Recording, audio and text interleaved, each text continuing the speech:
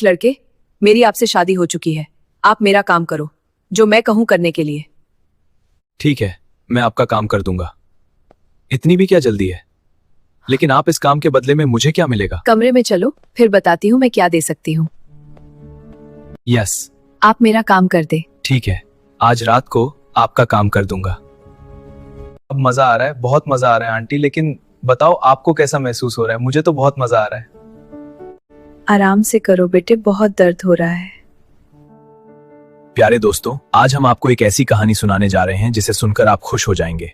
दोस्तों, जब एक गरीब लड़का गांव से भागकर शहर आया और एक 60 साल की औरत के घर पहुंचा, तो उसने उस बूढ़ी औरत से शादी कर ली। शादी की रात जब वह अपनी बूढ़ी बीवी के पास आया तो उसे देखकर हैरान रह गया, क्योंकि बूढ़ी औरत का अंदाज कुछ ऐसा था जो 18 साल की लड़की को भी नहीं मिल सका। लेकिन फिर लड़के ने अपनी बूढ़ी बीवी के साथ जो कुछ किया, कोई भिखारी भी सोच नहीं सकता था। तो आइए कहानी शुरू करते हैं। श्रेया गुप्ता अपने कमरे में लेटी हुई थी। रात का वक्त था। घड़ी में रात के 1 बज रहे थे। उसका चौकीदार भी छुट्टी पर था। अचानक दरवाजे पर दस्तक हुई। श्रेया गुप्ता चौंक गई। इतनी रात को कौन आ सकता है? दरवाजे पर दोबारा जोर से दस्तक हुई। श्रेया गुप्ता डर गई। उसने दरवाजा खोला तो देखा कि एक खूबसूरत लड़का जिसकी उम्र 20 साल थी दरवाजे पर खड़ा था। वह बारिश में भीगा था और सर्दी से कांप रहा था। श्रेया गुप्ता ने पूछा, तुम कौन हो और यहां क्या कर रहे हो? लड़के ने कहा, मुझे अंदर आने दो, फिर मैं तुम्हें सब कुछ बता दूंगा। श्रेया कुछ कहने ही वाली थी कि अचानक लड़का जमीन पर गिरकर बेहोश हो गया। श्रेया गुप्ता बाहर आई। वह लड़के को उठाकर कमरे के अंदर ले जाती है और उसे बिस्तर पर लेटा देती है। लड़का खौफ से कांप रहा है। उसके कपड़े बिल्कुल गीले हैं। श्रेया गुप्ता उसे एक कंबल देती है और हीटर ऑन करती है ताकि कमरा गर्म हो जाए। लड़का मुंह में कुछ बड़बड़ा रहा है। जब श्रेया करीब जाती है तो लड़का उसे गले लगा लेता है। श्रेया का जिस्म कांप रहा था। काफी देर बाद उसे कुछ ऐसा महसूस हुआ जिसने उसकी रूह को हिलाकर रख दिया। थोड़ी देर बाद लड़का होश में आता है। जैसे ही वह जागता है, कहता है, मुझे बहुत भूख लगी है, प्लीज मुझे कुछ खाने को दो। श्रेया गुप्ता उसके लिए खाना लाती हैं। लड़का बेसब्री से खाता है, जैसे उसे मालूम ही ना हो कि उसे कितनी भूख लगी है। श्रेया ने गौर से लड़के को देखा। फिर जब लड़का खाकर होश में आता है तो कहता है, मैडम, मैं बहुत गरीब हूं। मैं यहां से दूर चांदनी गांव में रहता हूं। मेरे वालिद ने गांव के सरदार से पैसे उधार लिए। उन्होंने कहा था कि वह बाद में वापस आएंगे, लेकिन हम उसे अदा नहीं कर सके। चुनांचे वह रोजाना हमारे घर पैसे लेने आने लगा। मुझसे बर्दाश्त नहीं होता था कि रोज कोई हमारे घर आए, इसीलिए मैं शहर में कमाने आया था। लेकिन जब मैं यहां पहुंचा तो देखा कि कुछ लोग मेरा पीछा कर रहे हैं। वह मुझे पकड़ना चाहते थे। मैं यहां भाग आया। क्या मुझे यहां नौकरी मिल सकती है? शुक्रिया। श्रेया ने लड़के की तरफ देखा। वह बहुत मासूम और बहुत खूबसूरत था। श्रेया गुप्ता ने जब यह सब सुना तो कहा, फिक्र मत करो, तुम मेरे साथ रह सकते हो। मेरा चौकीदार अपना काम छोड़ चुका है। आप उसकी जगह यहां काम कर सकते हैं। लड़का खुश था। उसका नाम विक्रम सिंह था। श्रेया गुप्ता बेवा थी। उसके शौहर का बहुत पहले इंतकाल हो चुका था। वह 60 साल की थी। श्रेया गुप्ता बहुत खूबसूरत थी। वह दिल्ली की एक अमीर औरत थी। उसके बाद विक्रम वहां रहने लगा। घर बहुत बड़ा और खूबसूरत था। घर के अंदर एक कमरा था जिसमें बड़ा ताला लगा हुआ था। श्रेया गुप्ता ने विक्रम से कहा, उस कमरे के करीब मत जाना, चाहे भूल जाओ। यह हमेशा इस तरह बंद रहता है। विक्रम सोचने लगा, उस कमरे में क्या हो सकता था। अक्सर रात को जब वह वहां सोता था तो उसे अजीब सी आवाजें सुनाई देती थीं। वह डरते डरते उड़ जाता था। एक रात विक्रम इतना डर गया कि वह श्रेया गुप्ता के कमरे की तरफ भागा। उसने देखा कि दरवाजा खुला है। वह कमरे के अंदर चला गया। श्रेया गुप्ता जाग रही थी। उसने विक्रम की तरफ देखा और कहा, तुम यहां क्या कर रहे हो? विक्रम बोला, मैडम, मुझे डर लगता है। क्या मैं यहां आपके साथ सो सकता हूं? यह सुनकर श्रेया कांपने लगी। उनका जिस्म कांप रहा था। श्रेया ने मुस्कुराकर कहा, ठीक है, आप आ सकते हैं। विक्रम श्रेया के साथ सोने चला गया और श्रेया के साथ, उसी के साथ बेड में लेट गया। श्रेया ने उसे घूरा। विक्रम के बाल बहुत नरम और खूबसूरत थे। अचानक विक्रम ने रात को कपड़े बदले। विक्रम जो श्रेया के बगल में लेटा था, श्रेया गुप्ता को गले लगा लिया। श्रेया गुप्ता कांप गई, उनका जिस्म कांप रहा था। वह उठकर बैठ गई, लेकिन विक्रम सो रहा था। फिर श्रेया गुप्ता के साथ कुछ ऐसा हुआ कि वह विक्रम के पास आने लगी और उससे प्यार करने लगी। कभी कभी रात को वह विक्रम के कमरे में जाती और उसके पास बैठकर उसे घंटों देखती रहती। विक्रम अक्सर डर के मारे उठ जाता था। मैडम, आप यहां क्या कर रही हैं? श्रेया ने कहा, मैं यह देखने आई थी कि आप सो रहे हैं या जाग रहे हैं।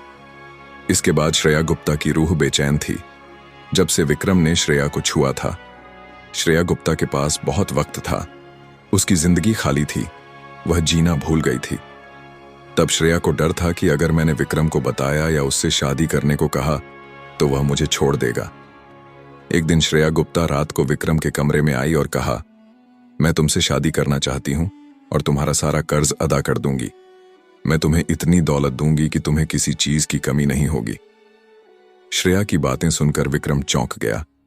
श्रेया ने कहा, मुझे मैडम मत कहो, मुझे श्रेया बुलाओ। विक्रम कुछ कहे बगैर चला गया। श्रेया को डर था कि विक्रम उसे छोड़कर घर चला जाएगा। विक्रम सारी रात चांदनी में सोचता रहा।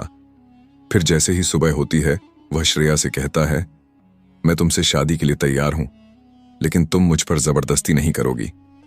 मैं खुद तुम्हारे पास आऊंगा। श्रेया खुश थी। ठीक है, श्रेया ने कहा, लेकिन मेरी एक शर्त है, बंद कमरे में कभी नहीं जाना। विक्रम को शक हुआ, उस कमरे में जरूर कुछ है। विक्रम ने कहा, ठीक है, लेकिन वह कमरे का राज भी जानना चाहता था। दोनों की शादी हो गई, लेकिन पहली रात श्रेया कमरे में विक्रम के आने का इंतजार करती रही। श्रेया बहुत खूबसूरत लग रही थी। उसने बहुत खूबसूरत दुल्हन का लिबास पहन रखा था, लेकिन विक्रम श्रेया के पास नहीं आया। वह दूसरे कमरे में जाकर लेट गया। श्रेया भी इसी तरह लेट गई और सारी रात सोचती रही। श्रेया सोच रही थी कि विक्रम के लिए यह बहुत बड़ा वाकया है। उसने अचानक इस तरह शादी कर ली। श्रेया गुप्ता आ गई। वह चाहती थी कि विक्रम अकेले चले और कुछ मुकामी लोग मौजूद थे। चारों पुलिस वाले दोनों शादीशुदा थे, लेकिन शादी के बाद विक्रम अपने कमरे में अकेले सोने लगे। श्रेया हर रात बेसब्री से विक्रम के अपने कमरे में आने का इंतजार करती थी। उसने दुल्हन का खूबसूरत लिबास पहन रखा था।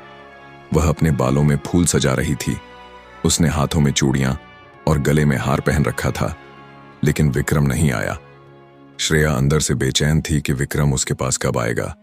उसने सोचा कि यह एक गरीब गांव का लड़का है और मैं दिल्ली की एक अमीर औरत हूं। शायद विक्रम को वक्त की जरूरत है। श्रेया चाहती थी कि विक्रम उसके करीब आए और उसे मजबूर ना करे। विक्रम अक्सर रात को डरता था। उस बंद कमरे से अजीब सी आवाजें आती थीं, कभी हल्की सी चीख, कभी सरसराहट, कभी किसी चीज के गिरने की आवाज। श्रेया ने उसे सख्ती से मना किया कि वह उस कमरे के करीब ना जाए, लेकिन विक्रम का तजस्सुस बढ़ता जा रहा था। वह सोच रहा था कि उस कमरे में क्या राज छुपा हुआ है, कोई ताला है या खजाना। वह ताला तोड़ना चाहता था, लेकिन उसके जहन में श्रेया के अल्फाज गूंज रहे थे। एक रात जब विक्रम सो रहा था तो उसने दोबारा वही आवाजें सुनी, जैसे कोई आहिस्तगी से रो रहा हो। वह डर गया और श्रेया के कमरे की तरफ भागने लगा। श्रेया जाग रही थी। श्रेया बिस्तर पर एक किताब पढ़ रही थी। विक्रम को देखकर वह खुश हो गई। उसने पूछा, विक्रम क्या हुआ?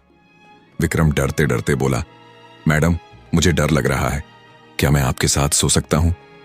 श्रेया ने फौरन कहा, हाँ विक्रम, क्यों नहीं, मैं तुम्हारी बीवी हूं। अगर तुम मेरे पास नहीं आओगे तो कहां जाओगे? मेरे पास आओ। विक्रम श्रेया के पास जाकर लेट गया। थोड़ी देर बाद विक्रम सो गया। उसने नींद में श्रेया को गले लगा लिया। श्रेया अचानक जाग गई और विक्रम भी जाग गया। विक्रम ने शर्मिंदगी से कहा, सॉरी मैडम, मुझे माफ कर दें, मैंने आपकी नींद में खलल डाला। श्रेया ने विक्रम का हाथ थामा और प्यार से कहा, विक्रम, तुम नहीं जानते कि तुम्हारा मुंह से क्या मतलब है। मैं तुमसे मोहब्बत करती हूं, मैं तुमसे बहुत प्यार करती हूं। उसके बाद वह रात उन दोनों के लिए एक हसीन रात बन गई। विक्रम ने श्रेया का हाथ थामा और उसके बालों में हाथ फेरने लगा।